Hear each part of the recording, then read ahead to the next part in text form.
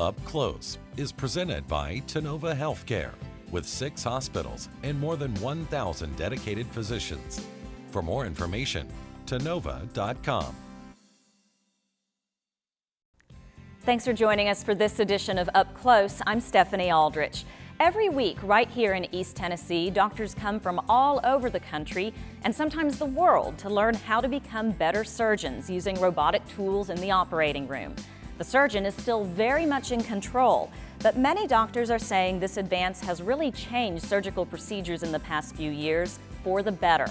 Dr. Michael Fields is an OB/GYN at Tennova in Knoxville, and he says robotic surgery has made him a better doctor and has given his patients better results and faster recoveries, even for major surgeries such as a hysterectomy. We started our interview by talking about what has made Dr. Fields and his colleagues pioneers in the field of robotic surgery during what he calls a pivotal time for medicine.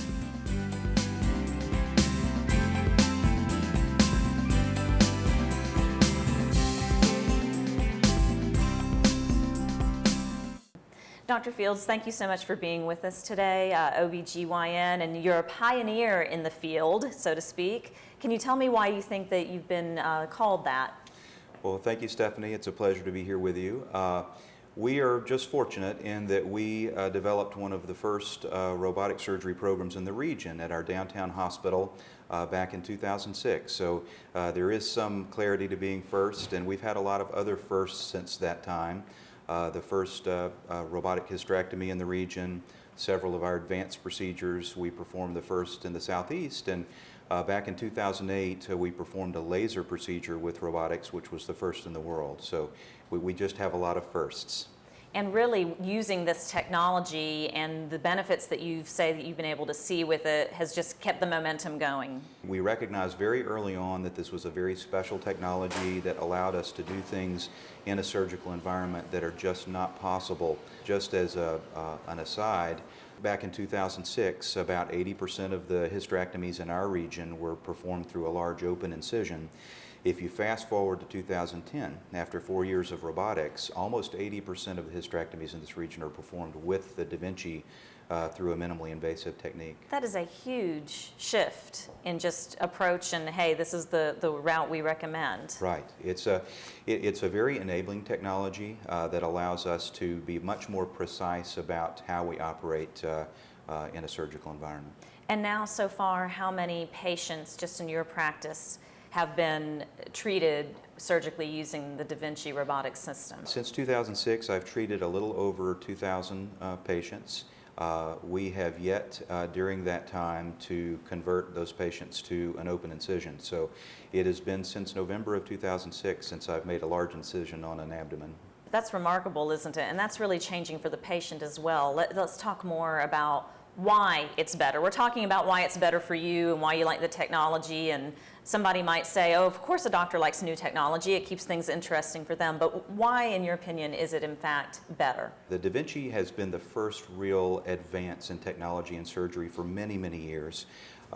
Traditional laparoscopy, which is just the surgeon operating through a small incision with a direct instrument, came out about 25 years ago and matured to the point where we've maximized that technology, so to speak. So this is the first real surgical advance in a very long time. Because then that was considered very remarkable and groundbreaking as well. I mean, to not have to have such a big scar. I mean, even that cut down on the scarring and things that we're talking about today. That's correct. It was actually that technology was very controversial at the time, and just like this at the outset was for the Davinci as well. But for the patient, the incisions are small. The ability to operate with a lot of precision and dexterity within the abdomen and the pelvis, and my specialty, allows us to minimize the bleeding. And basically the goal of surgery in most surgeries is to take out the abnormal tissue or the diseased tissue and leave the normal tissue intact. And that ability to do that is much enhanced with this technology.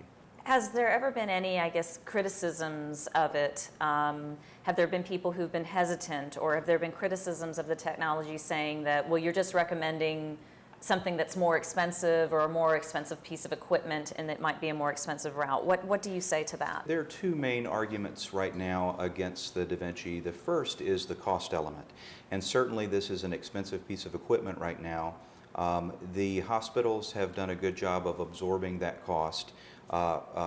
We have now matured to the point where the procedures that we perform with the Davinci, the cost can be brought down to be in line with the other methods of the surgeries that we employ. And so we mentioned firsts. We were one of the first hospitals back in 2007 to break even with our system and learn how to use it very efficiently and still maintain those advances in our surgical technique. Is that also due to the fact that maybe healing happens a little quicker, or there's not so much damage done to the surrounding tissues, and so maybe your hospital stay itself doesn't have to be as long and contribute to that cost? Is that helping with the breaking even? Yes, very much so. The average length of stay for my patients with the hysterectomy procedure is about 6 hours after they leave the operating room.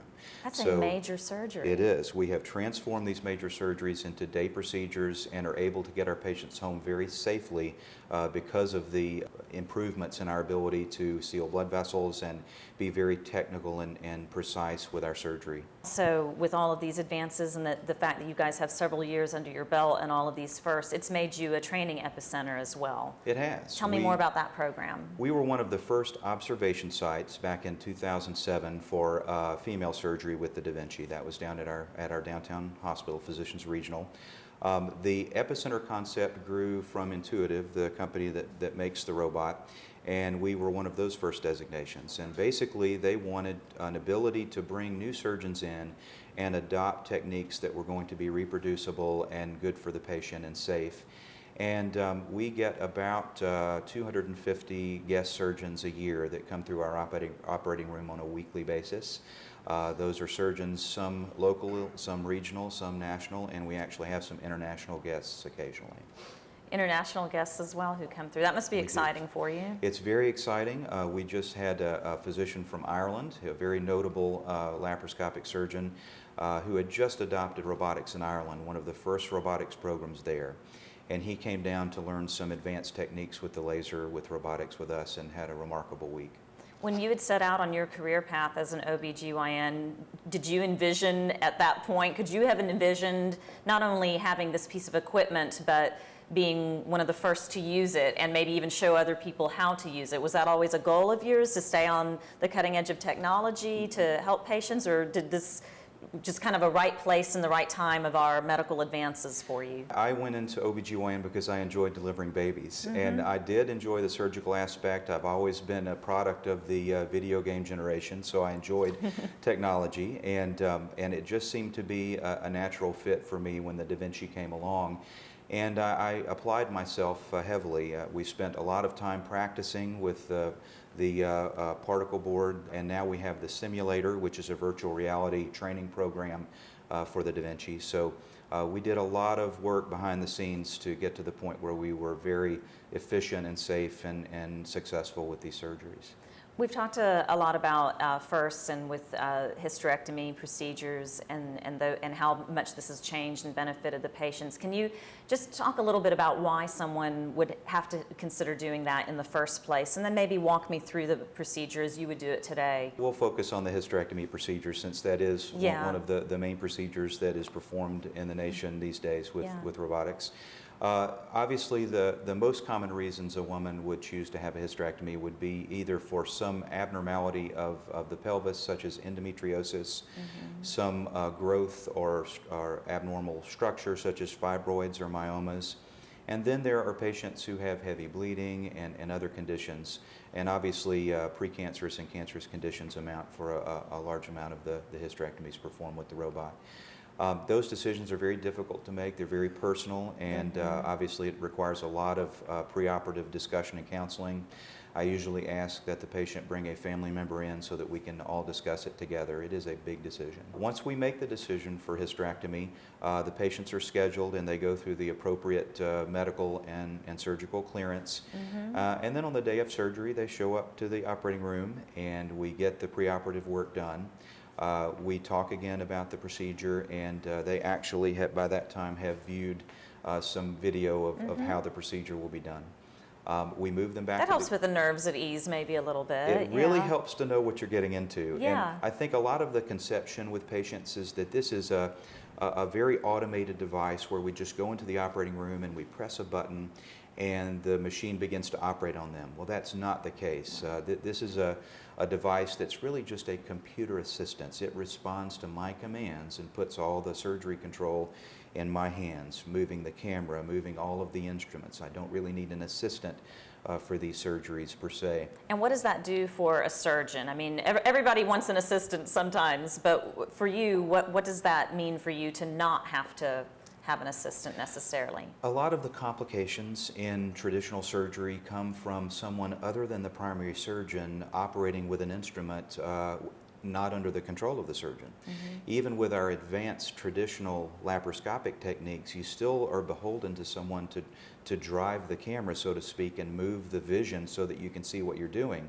With the Davinci, I control my camera and I move that camera exactly where I want it to go at any point in the surgery. So it puts all of the control in the hands of the surgeon and reduces the morbidity or the complications for the case. And so you like just being able to be at the hands of all the controls, you know what's going on, and it just gives you that, makes you a better surgeon in some ways. A good word that I've heard tossed is that you are immersed in the surgery, in the surgical environment. You are looking through a viewfinder and the only thing that you can see and hear is what's going on with the surgery and in that surgical field.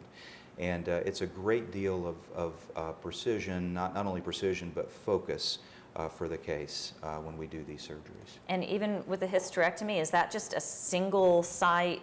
I mean, what kind of scarring does someone have after that? We get a lot of complicated referrals from the surrounding region and surrounding states, and so many times we're using what's called the multiport Davinci approach. That is anywhere from 2 to 5 little small incisions about half the width of my pinky nail, allowing us to use more instrumentation with the robotics for these complicated cases. For cases that don't have a heavy degree of complexity, we actually do now have a single site device for the Davinci, which requires about a 1-inch incision hidden in the belly button, and all of the small instruments with that technique go through that small incision, and we're able to complete the case with really no visible scar on the abdomen. And as far as firsts are concerned, we did perform the first one of those in our region about 6 months ago. That was so hard to imagine, having no scarring from that, given the old way of things, isn't it? It is very much, and we continue to push the boundaries of reducing that impact to the patient, not just with scar size, but as we talked about before, just making sure that the normal anatomy and the normal tissues stay intact. Sure. And to go from, goodness, a several days stay in the hospital, because that was major surgery. It's still major surgery, but to be able to go home in a matter of hours now, that really is remarkable. It is, and we see our patients continue to do very, very well. They wake up in the recovery room with the minimum of pain. We give a little bit of pain medication. They move to a phase 2 recovery area, and then at that time, as soon as they are sipping on some Sprite and are able to use their bladder, we let them go home. Let's talk a little bit more about the overall health and women's health, but there's also some risk factors that you see here, and some of that also comes back to diet and lifestyle and things. And tell me a little bit more about that. So a lot of times people who deal with the fibroids or have to consider having a hysterectomy, there's other health issues going on as well, correct? Very much so. We are just scratching the surface at understanding some of the diseases that contribute to the need for these surgeries. And the 2 big ones are endometriosis, which is an inflammatory condition down in the pelvis that affects many women, 1 out of 5 reproductive age women. It's very common. Very common, and the most common reason for hysterectomy. And then fibroids. Both of these conditions respond very much to hormones, and there is some evidence that diet and environmental factors do play a role in these diseases. So obesity, poor diet can play a role in these diseases, and I don't think we fully understand that just yet. Okay. Another reason to just try to have a healthy lifestyle, not have some of these aggravating factors. But endometriosis would be one of the main things that brings someone to you in the first place, correct? That's correct. We started out back in 2007 We performed a few of the first procedures in the nation for endometriosis using the Davinci. Endometriosis, especially in a woman who still desires fertility and wants to become pregnant in the future, and endometriosis is the leading cause of infertility. Tell me more about what it is exactly and what it's doing and causing the infertility. Endometriosis is basically a condition whereby the glands that are inside of the uterus, inside the womb, the ones that bleed with a period, somehow get outside of the uterus and implant on the tissues in the abdomen and the pelvis. And there have been cases where endometriosis goes other places, the lung and the brain as well. It can act like a cancer. But it causes a lot of damage and inflammation to the structures that it attaches to. And unfortunately, in some cases, those close by structures are the ovary and the tube, which are essential for fertility. So it has to be addressed, especially if people are wanting to have children. That's correct. And then this is another tool that you have to be able to do that. Correct. When we're talking about fertility and handling these delicate structures, it is incredibly important to keep the normal tissue intact, to keep the tubes undamaged, and that ability to manipulate tubes without damaging them is so enhanced with the improvement in the vision and the dexterity that we have with the Davinci. Because it could be a real challenge without having that magnification, That's I would correct. imagine, right? Very much so. I didn't realize that once it was removed that you were maybe predisposed, that there weren't, I guess, guarantees that it's not going to come back and that it would still be a challenge in your life to deal with. That's correct. Unfortunately, endometriosis is a recurrent condition. Many women have to be treated over and over and over during their reproductive time, and then after it's all said and done and they're done with their childbearing, we actually do a more complete procedure like a hysterectomy for treatment of that, either whether it be for pain or for destruction of the other tissues, and certainly it can affect the bladder and the colon as well. Do you have any thoughts as far as, other than maybe some of the lifestyle things and the hormones, but are there other thoughts as to what's contributing to this? Because 1 in 5, that's a lot of people, that makes it very common, and I mean, everybody Correct. would have a friend or someone they know who's dealt with this, Correct. with those kind of statistics. Last year we did one of the 3 live cases projected from our operating room into the World Symposium of Endometriosis down in Atlanta. And after we did the case, we actually attended the meeting. And a good portion of that meeting talked about environmental factors such as pesticides. And there is some data that shows that countries that use a lot of specific pesticides actually have 10 times the rate of endometriosis in those populations. Now, whether that is because of the actual population of people being at risk or the pesticides, I think that the jury is still out, but there very likely will be some environmental connections made with these conditions, especially endometriosis. And you kind of walked us through when you're actually, in the operating room with having the hysterectomy. Can you tell me how you approach endometriosis with the robotics as well? I mean, I know it depends kind of on how advanced it would be in somebody, but just kind of basically, could you walk me through? Yes. And again, it sounds like minimal scarring, minimal Correct. cuts, Correct. those kinds of things. Endometriosis is a sneaky condition. And if you are looking with our traditional laparoscopy scope, you can miss a lot of the smaller lesions. With the Davinci scope, you have actually 2 cameras going down the one sleeve, and so you have 3-dimensional vision. It's very easy to see even the smallest of lesions. And our data shows that if we are very complete about taking out all of the endometriosis, it's much less likely to recur. We have several instruments that we use through the Davinci that are very precise and leave the normal tissue undamaged when we take these lesions out. Some are scissor type instruments, and others are actually lasers, and we've done a lot of the initial laser work with the Davinci worldwide here at this hospital. I assume it just gives you even that much more precision with the laser tool in your hand. Correct. Lasers are a very unique instrument that allow us to resect these abnormal areas of tissue, and at the same time stop any small capillary bleeding around that area that's resected. Very difficult to do with other instruments, and also the damage around the area where the laser is applied is very minimal compared to our larger instruments, even the small scissors that we use. Not treating endometriosis or having it in and of itself, does that make you more at risk for much more serious conditions, cancers, things like that, and that's also why it's so important to address it and see it soon. There is good evidence that women with advanced endometriosis are at higher risk for some of the female cancers. An even bigger risk is the damage that endometriosis can do to other structures, and certainly we have had our share of patients who have damage to the urinary bladder, or the urine tubes, the ureters that go from the kidney down to the bladder, which are basically the lifeline of the kidney. Unfortunately, endometriosis likes those areas along the side of the pelvis where those tubes are found. And also the bowel structures. The colon is a very common place to find endometriosis in advanced cases, and we have had patients who have had very severe abscesses and infection, fistulas where the colon is connected to another structure. It can certainly be advanced, and in the worst cases, which we most certainly have seen with our patient population, we actually have endometriosis that can extravasate outside the pelvis up to the upper abdominal organs and even to the lung and the brain. I didn't realize it could have that far of a reach. I thought it was pretty centralized. Most of the time, luckily it is, but we always have to be hyper aware that in advanced cases, the pelvis is not the only place that endometriosis is found. What would be some warning signs for someone to pay a little more attention to, other than just I'm feeling a little bit off, or this is just a cramp, or something like that? The gold standard for endometriosis is basically advancing symptoms. So if there is pain before and during the period that is getting worse and worse over time, to the point where patients are losing a day or two from their normal schedule because of it, it's time to be evaluated.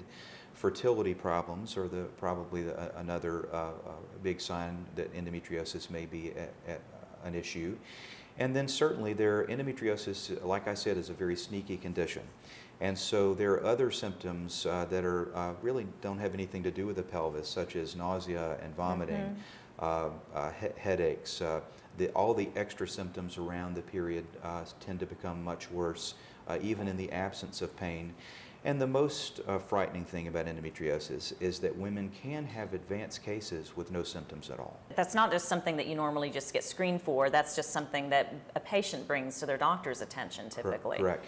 And there have been many times in these patients with no symptoms that they have an abnormality on the exam. So a yearly good physical exam for a woman is very important from that perspective. I want to talk a little bit too about the robotics, as far as what do you think it's done for you as a surgeon. I think a lot of surgeons, learn the techniques without the tools, and they want to do really well without them. And I don't know, has it ever been hard to admit that this thing has really made you better in the operating room? Not at all. Okay. This, like I said, this is very enabling.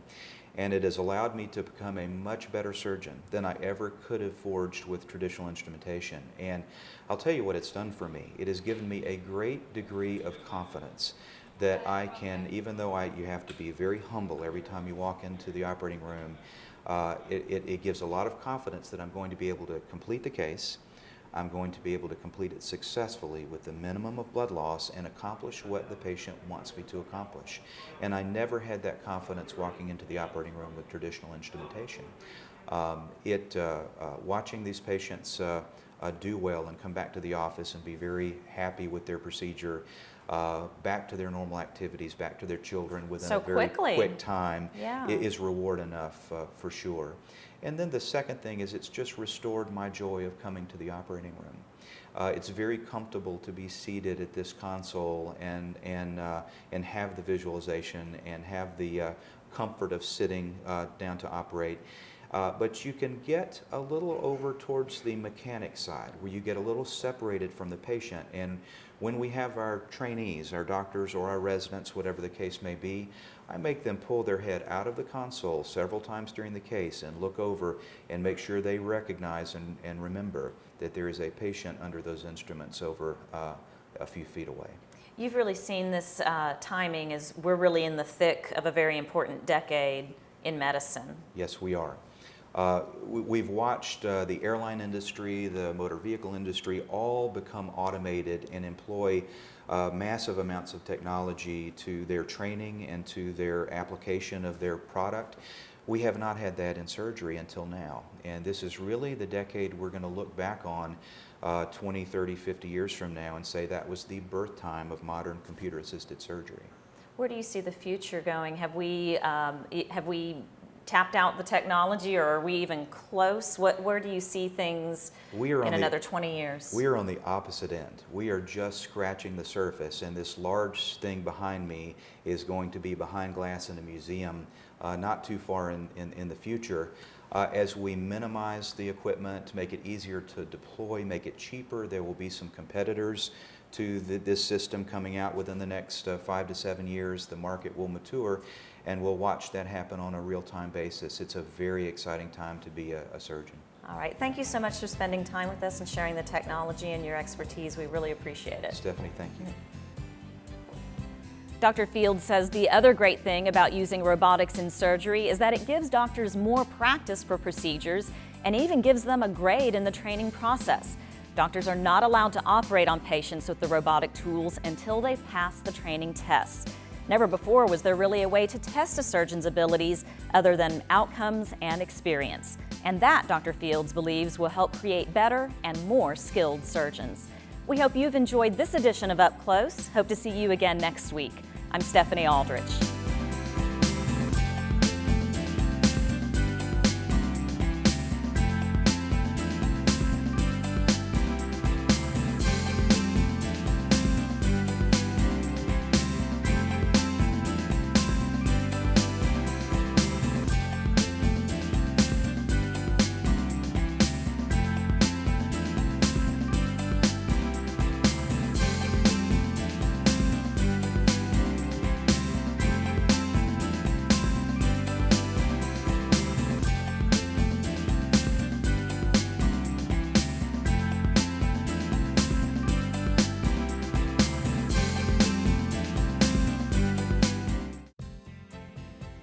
Up Close is presented by Tennova Healthcare, with 6 hospitals and more than 1,000 dedicated physicians.